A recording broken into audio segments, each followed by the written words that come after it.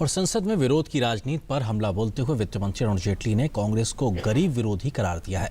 वित्त मंत्री ने कहा है कि 1991 के बाद से पहली बार है जब आर्थिक सुधारों को रोककर देश की प्रगति को नुकसान पहुंचाया जा रहा है। इस बीच आज लोकसभा में अनुपूरक अनुदान मांगों को मंजूरी मिल गई है। संसद में बार बार हो रहे हंगामे के बीच जीएसटी बिल लटकता दिख रहा है। इसी विधेयक को लेकर वित्त मंत्री अरुण जेटली ने कांग्रेस पर एक बार फिर से जोरदार हमला बोला है। लोकसभा में अनुपूरक अनुदान मांगों पर जवाब देते हुए वित्त मंत्री ने कहा कि 1991 के बाद पहली बार सुधारों से जुड़े विधेयक में रोड़ा अटकाया जा रहा है और ऐसा करके कांग्रेस गरीब विरोधी कार्य कर रही है। The GST unquestionably was a collective wisdom of all political parties. The Congress took the initiative in 2011. They introduced it.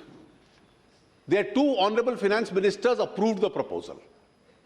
And today the three conditions they have laid down are against what they themselves had proposed. We have more money, we can get rid of poverty much faster, and therefore we are able to sustain the schemes for the welfare of the poor people much faster. वित्त मंत्री ने कहा कि banking, steel और ऊर्जा क्षेत्र में संकट था, जिसे मजबूती देने के लिए सरकार ने कई कदम उठाए हैं।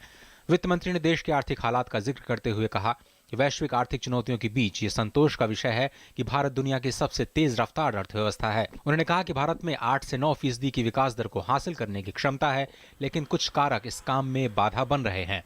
We will achieve that fiscal deficit without cutting any expenditure.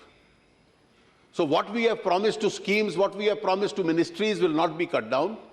What we have promised to the states will not be cut down. At the same time, tax refunds will not be deferred to next year. We will discharge those liabilities this year.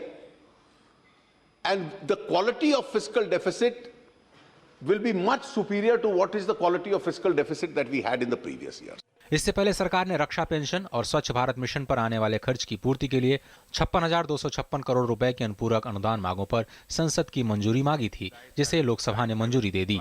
वित्त मंत्री ने सदन को भरोसा दिलाया कि वित्त आयोग की सिफारिशों के आधार पर राज्यों को ज्यादा फंड दिए जाने के बावजूद भी सामाजिक कार्यक्रमों और बुनियादी ढांचे के खर्चों में कोई कमी नहीं की जाएगी। News night desk, DD news.